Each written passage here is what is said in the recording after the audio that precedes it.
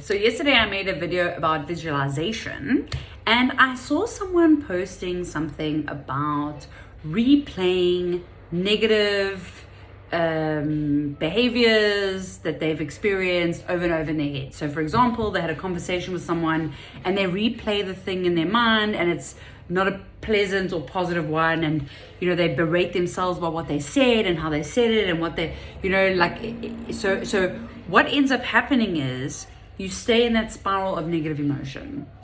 And funny thing about emotions is that they actually only last up to 90 seconds. So our thinking re-triggers the emotion. So thinking about something and feeling bad and berating ourselves becomes this pattern that we automatically create, and it's generally because we don't want to repeat it.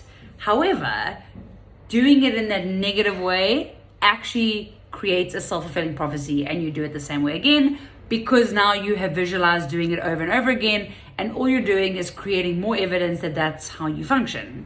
So visualization can work in that negative space as well.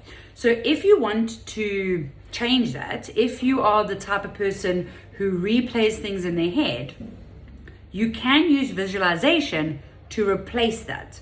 So if you had that conversation, it didn't go as planned, or something bad happened, or you said something nasty, or whatever it is, and you're constantly replaying in your head, you can use visualization to go, well, what would I have wanted to do instead?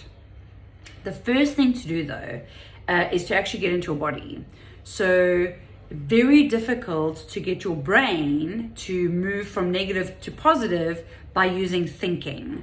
Thinking just triggers more thinking, and if you're in a spiral of negative thinking, you're going to remain in that negative thinking.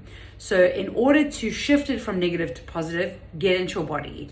So concentrate on something, wiggle your toes, or if you're a tactile person, maybe you want to feel if you've got a velvet cushion, or there's something that feels nice. Maybe you can just gently feel the ridges in your hand. Anything that is going to move you from your mind into your body. And once you've done that, once you have fully become someone in your body, so you're no longer actually thinking, then you start visualizing, what could I have done instead? Because by doing that, what you have done is you've taken away that negative spiral in the one part of your brain, and you have shifted it into your prefrontal cortex, where you have creativity and happiness and all kinds of amazing things. So then you can visualize the positive thing, the thing that you want to do instead. Very difficult to try and add like problem solving when you're in the negative spiral, because it's going to suck you back into the negative all the time, because that's the default that you're in. So if you're wanting to try, you start with, obviously you're going to get that negative thinking first. That's going to be a reminder. Okay, cool. I'm going to do something in my body. I'm going to wiggle my toes.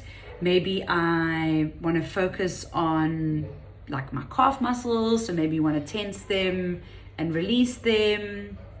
You can breathe if you're the type of person who likes breathing. You can count your breaths. If there's a bird outside and you want to hear the birds chirping, and focus on the bird chirping and think about how high pitched it is or how low it is. If you look around your room, count how many colors you can see. So it's really about anything that's going to get you into your body and out of your mind. And then you're going to replay that instance, and you're going to replace that negative with a positive. So that's just one of the simple tools that I teach my clients, and it works for some of them and some of them it doesn't. Not every tool is going to be for everyone, because everyone's very different. But you can try it and see how it goes. Obviously, if it doesn't work the first time, just remember that this is like a muscle. So if you do it a few times, that muscle is going to grow. But if it doesn't sound like it's right for you, don't worry about it. I'll be sharing different tools as the weeks go forward. If you have any questions about mental performance coaching, or you want me to make a specific video about something that is more relevant to you, please let me know. I'd love to have a chat about it. Cool. Have a beautiful day.